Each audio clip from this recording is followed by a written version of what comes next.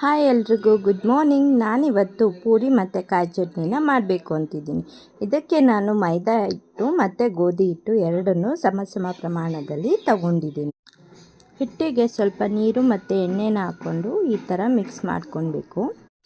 ನಂತರ ಕಾಯಿ ಚಟ್ನಿಗೆ ಕಾಯಿನ ಕಟ್ ಮಾಡಿಕೊಂಡು ಮಿಕ್ಸಿನಲ್ಲಿ ಫಸ್ಟು ರುಬ್ಕೊಳ್ಬೇಕು.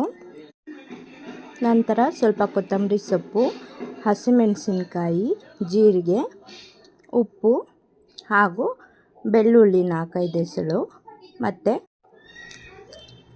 ಅರ್ಧ ನಿಂಬೆಹಣ್ಣ ಹಿಂಡಿ ತೊಗೊತಾ ಇದ್ದೀನಿ. ಹುಣಸೆಹಣ್ಣು ಬೇಕಾದರೂ ಬಳಸ್ಬೋದು, ನಾನು ನಿಂಬೆಹಣ್ಣ ತೊಗೊಂಡಿದ್ದೀನಿ. ಈಗ ಸ್ವಲ್ಪ ನೀರು ಹಾಕ್ಕೊಂಡು ಈ ಥರ ಪೇಸ್ಟ್ ಮಾಡ್ಕೊಳ್ಬೇಕು. ಚಟ್ನಿಗೆ ಒಗ್ಗರಣೆ ಹಾಕ್ತಿದ್ದೀನಿ. ಫಸ್ಟು ಎಣ್ಣೆ, ಸಾಸಿವೆ, ಕಡಲೆಬೇಳೆ, ಉದ್ದಿನಬೇಳೆ ಹಾಗೂ ಕರಿಬೇವನ್ನು ಹಾಕ್ಕೊಂಡು ಈ ಒಗ್ಗರಣೆನ ಚಟ್ನಿಗೆ ಸೇರಿಸ್ಕೊತಾ ಇದ್ದೀನಿ. ಇದು ಸಿಂಪಲ್ ಹೋಟೆಲ್ ಸ್ಟೈಲ್ ಚಟ್ನಿ.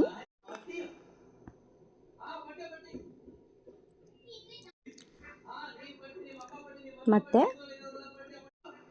ಕಲಸಿಟ್ಕೊಂಡಿರೋ ಹಿಟ್ಟನ್ನ ನಾನು ಒತ್ಕೊತಾ ಇದ್ದೀನಿ. ಪೂರಿಗೆ ಒತ್ತಬೇಕಂದ್ರೆ ಕೋನ್ ಶೇಪಲ್ಲಿ ಮಾಡಿದ್ರೆ ಪೂರಿ ಉಬ್ಬಿ ಬರುತ್ತೆ. ಅಂದರೆ ಹಿಟ್ಟನ್ನು ಸಮಾಗಿ ತಟ್ಕೊಂಡು ಅದನ್ನು 3 ಭಾಗ ಮಾಡಿ ಮಡಚಿ ಬೇಯಿಸಿದ್ರೆ ಈ ಥರ ಫುಲ್ಕ ಥರ ಬರುತ್ತೆ. ಈ ಥರ ಪೂರಿ ಉಬ್ಬಿ ಬರೋದ್ರಿಂದ ಸಾಫ್ಟಾಗಿ ಕೂಡ ಇರುತ್ತೆ. ಎಲ್ಲ ಹಿಟ್ಟನ್ನು ಕಲಸಿ ಪೂರಿ ಮಾಡ್ಕೊತಾ ಇದ್ದೀನಿ. ಪೂರಿ ಎಣ್ಣೆಗೆ ಹಾಕಿದ ತಕ್ಷಣ ಅದ್ರ ಮೇಲೆ ಸ್ವಲ್ಪ ಎಣ್ಣೆನ ಪೂರಿ ಹಿಟ್ಟು ಮೇಲೆ ಹಾಕಿದ್ರೆ ಪೂರಿ ಉಬ್ಬಿ ಬರುತ್ತೆ ಮತ್ತು 2 ಕಡೆಯೂ ಚೆನ್ನಾಗಿ ಬೇಯುತ್ತೆ.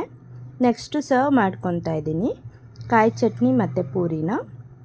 ಇದು ತುಂಬ ಸಿಂಪಲ್ ರೆಸಿಪಿ ಮತ್ತು ಬೇಗ ಕೂಡ ಮಾಡ್ಕೊಳ್ಬೋದು. ಟ್ರೈ ಮಾಡಿ ಹೇಗೆ ಬಂತಂತ ನನಗೆ ಕಮೆಂಟ್ ಮೂಲಕ ತಿಳಿಸಿ. Thank you all for watching this video.